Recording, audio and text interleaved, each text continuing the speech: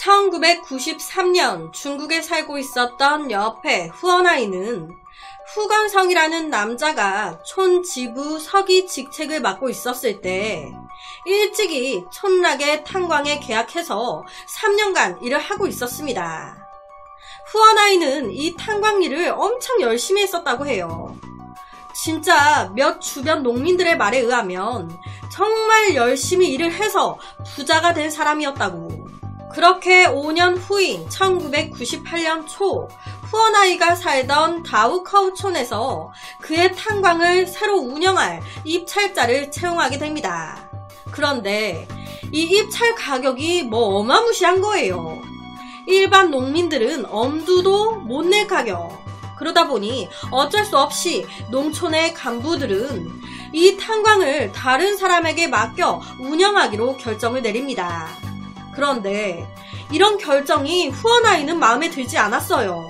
왜 입찰 가격을 그렇게 정하냐고. 애초부터 다른 사람한테 맡기고 싶어가지고 입찰선을 확 올려놨었던 거 아니야? 일반 농민들 입찰 못하게 하려고? 누구 마음대로 다른 사람한테 맡기기를? 이런 자신의 의견을 후어나이는 당시 지부 서기였던 후건성에게 말했습니다. 그런데 후건성, 넌 짓거려라. 난 모르겠다.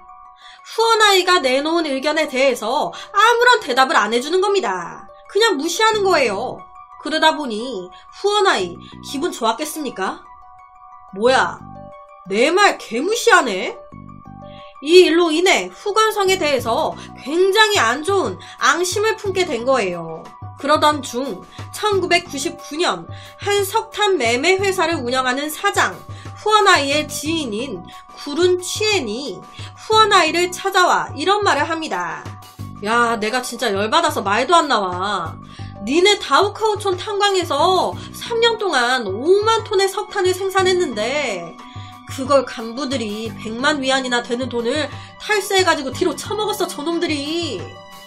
그래놓고 우리한테 준 돈은 관리비라고 하면서 겨우 25만 위안 정도.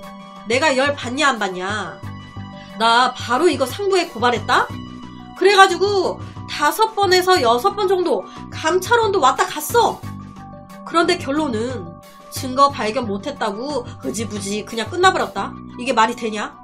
100만 위안이나 뒷돈으로 처먹었는데 증거 없다고 그냥 묻는다는 게 말이 되냐고. 더 웃긴 게 어떻게 누가 말했는지 내가 고발한 것만 알려져가지고 나 다른 석탄 관련 업계 소장한테 끌려가가지고 2대 얻어 맞았잖아. 생각할수록 기가 차네 정말. 이거 분명히 더 뒤에 뭔가 있다니까. 있는 놈들이 더해 진짜. 아씨, 나쁜 것들. 그러니까 탈세한 거 알고 상부한테 고발했는데 탈세한 놈들은 잘 그냥 먹고 살고 오히려 고발한 놈이 당한 거예요. 이런 말을 들은 후어나이는 와, 나쁜 것들, 부정부패, 농촌의 부패에 파고들기 시작합니다. 이 고위 간부들의 뒷돈, 뒤를 파기 시작한 거예요.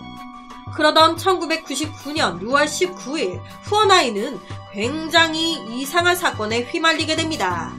후어나이가 밭에 물을 대고 있었는데 이때 가오엔 수와 가오엔 당이라는 형제가 있었어요. 이 형제와 말싸움이 난 거예요. 그것도 큰 이유도 아니에요. 사소한 걸로. 싸움이 막 나더니 그게 격해지면서 이 형제들이 삽으로 후어나이를 때려버린 겁니다. 그러면서 후어나이가 병원에 입원을 하게 돼요. 그리고 이 형제 식구는요, 그날 저녁 이사를 가버립니다. 왜? 후어나이가 해코지할까봐 무서워서. 그런데요, 이 사건 자체가 후어나이는 너무 이상했습니다. 왜냐면 후어나이는 이 지역의 토박이었고 어릴 때부터 동네에서 알아주는 싸움꾼이었습니다. 내가 한성깔 하는 남자고 지금은 부자란 말이에요. 내가 돈이 많은데. 이와 반대로 이 형제는요, 토박이도 아니었고요. 갑자기 허베이성에서 이사 와가지고 아는 사람도 별로 없고 후어나이 자기랑도 크게 문제가 없었어요. 그런데 갑자기 찾아와가지고 막 싸움을 걸면서 삽으로 내려친 거예요. 그리고 그날 저녁 바로 이사가. 내가 해코지할까봐? 후원아이가 생각했을 때는 이거 분명히 누가 나 죽이라고 시킨 거네. 내가 지금 고위 간부들 뒤캐는 거 딱 알고 누군가가 이 형제 시켜 내 입막음을 하려고 했구만. 그래서 후원아이가 바로 형제가 어디로 이사 갔는지 알아내 찾아갑니다. 그리고 바로 주먹 날리고 물어요. 야, 누가 나 죽이라고 시킨 거지? 누가 시킨 거잖아. 더 맞고 싶으면 계속 그렇게 입 다물고 있어라. 내가 다 알고 왔어. 솔직히 불어. 누가 시킨 거야? 이런 후원아이의 말에 형제는 아무 말도 안 했습니다. 아니에요. 우리가 그냥 때린 거예요. 이런 말도 없고 그냥 아무 말을 안 했어요. 더 이상하죠? 그런 와중에 2001년 후원아이가 경영하는 탄광이 본격적으로 경쟁적인 입찰에 들어갔습니다. 하지만 앞서 말씀드렸다시피 입찰 스타트 가격이 무슨 말도 안 되는 거예요. 이것에 대해서 후원아이는 농촌 간부들이 음모를 계획하고 뒤에서 개수작 부리는 거라고 생각했습니다. 거기다 2001년 1월 후원아이는 1992년부터 1993년 1년 동안 탄광에서 일했던 봉급을 받게 되는데, 아니 이것도 좀 이상한 거예요. 내가 받은 봉급에 대해서 좀 알아보니 와, 이것도 농촌 간부들이 몰래 야금야금 뒷돈으로 500만 위안 정도 횡령했네. 에라이 나쁜 것들. 후원아이는 더더욱 분노감을 느꼈습니다. 이리저리서 돈을 다 빼먹고 앉아있구나. 이 사실을 알게 된 후원아이는 동네 집집을 다 다니면서 121명의 일반인은 물론 간부, 당원들의 사인도 받고 그것을 등에 입어 8월에 부패한 농촌 간부들을 고발했습니다. 그런데 내용에 대한 자료와 사인의 출처가 불분명하다고 하면서 무슨 놈의 일 처리를 계속 밀어 질질 끄는 거예요. 그러면서 고발하면 뭐해, 제대로 처리 안 됩니다. 우야무야 그냥 묻힌 거예요. 아니 고발하면 뭐해, 피해자만 계속 피해자로 남으라는데. 후원아이는 자신을 죽이라고 시키고 뒷돈을 계속 띵까 먹으면서 자신의 고발조차 묵살시키는 주범들이 농촌 간부인 후건성, 리리총, 류하이성 등이라고 생각했습니다. 농촌 간부들. 이것들이 진짜 너무 억울해서 잠을 잘 수가 없었습니다. 후원아이는 복수하기로 마음을 먹고 류하이왕이라는 한 남자를 만나 돈을 주면서 뇌관 5개, 폭탄 3.7kg을 구해오게 합니다. 여기서 뇌관을 검색해 보니까 포탄이나 탄환 따위의 화약을 점화하는 데 쓰는 발화용 금속관이라고 하더라고요. 그리고 거사일은 중국 최대 명절 중 하나인 춘절. 춘절이 다가오기 전까지 후원아이는 고위직의 부패 증거를 모으고 기회를 기다렸습니다.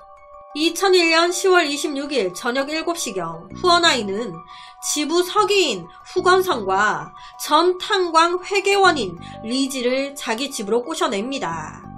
아무것도 모르고 후원아이의 집으로 오게 된 후건성과 리지는 후원아이와 그의 동생 후원칭한테 뒤지게 두들겨 맞고 그동안 벌어졌던 부패 행위, 부패 짓거리 한 거 하나하나 이 종이에 다 적으라고 협박을 당합니다.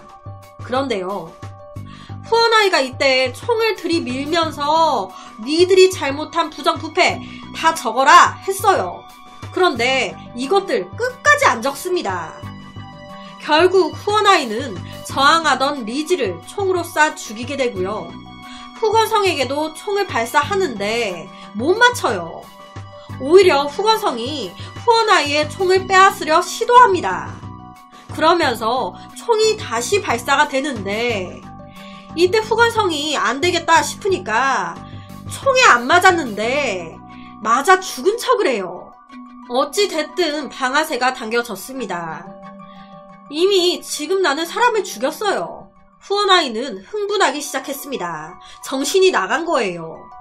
그대로 산탄총을 들고 민간 동네를 돌아다니면서 마을에 회계 일을 담당하는 사람, 그 사람의 집을 찾아가 그와 그의 아내, 막내딸을 쏴 죽이고 쌍둥이 형제 집도 찾아가서 죽입니다. 전에 촌장을 했던 사람 집에도 가서 죽이고 그의 아내에게도 부상을 입힙니다.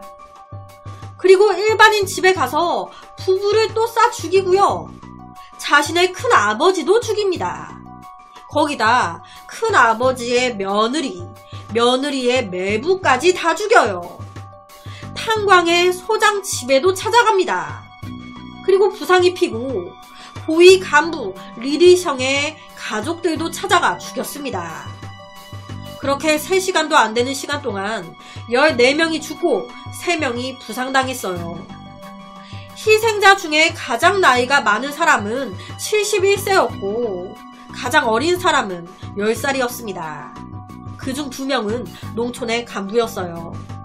고삐 풀린 듯이 막 쏘고 다닌 거예요. 민간인까지 어린 아이들까지 다. 그렇게 살인 행각을 벌이고 다시 집으로 돌아간 후원아이는 자신의 동생한테 내가 이러저러 해서 지금 사람을 엄청 죽이고 왔다 라고 말을 합니다. 그리고 자신의 동생과 함께 미리 준비해뒀던 폭탄 가방을 챙겨 자전거를 타고 외진 길을 따라 타이위안까지 갑니다. 아무래도 자살하려고 폭탄을 준비했던 게 아니었을까. 타이위안에 도착한 이 형제는 바로 택시를 탑니다. 하지만 이동 도중 공안의 단속반에 걸려 체포가 됐어요. 후원아이는요, 사람을 다 죽이고 도망쳤잖아요. 타이위안으로 가서 그동안 모은 돈을 다 써버리려고 생각했다고 해요. 어차피 난 곧 죽을 목숨. 죽으면 돈이 무슨 소용이야. 그러니까 그동안 성매매도 하고 먹고 마시고 해야겠다. 후원아이는 체포된 후에 한 명을 죽이나 여러 명을 죽이나 어차피 죽는다. 상황이 이러한데 기회가 왔으니 부패하고 타락한 놈들을 제거했다. 적당한 시기에 여러 방면으로 대화를 통해 해결하려고 했다. 그런데 내 말을 그 누구도 들어주지 않았다. 라고 말을 했습니다. 체포된 후에 경찰이 이렇게 물었다고 해요. 네가 왜 체포된지 아냐? 그랬더니 후원아이가 내가 사람을 좀 죽였다. 이 말에 경찰이요. 조금? 너는 지금 14명이나 죽였다. 무슨 소리 하냐? 그랬더니 후원아이가 막 놀래면서 에? 아닌데? 분명히 내가 17명을 죽였는데 무슨 14명이야. 아, 누가 안 죽었는지 알 것 같네. 총 2개만 줘. 지금 내가 가서 확실하게 죽이고 올라니까. 한 기자와의 인터뷰에서 후원아이는 원래는 거사를 마치고 자살하려고 했습니다. 자살도 좋지만 사형을 받아 죽는 건 더 좋다고 생각해요. 처음 한 명을 죽였을 때는 살짝 무서웠습니다. 하지만 괜찮았어요. 거사를 치를 때 내 정신은 아주 맑았습니다. 라고 말을 했다고 해요. 결론은 용서받을 수 없죠. 법원은 후원아이에게 사형을 선고했습니다. 동생 후원층은 무기징역을 선고받았다고 하고요.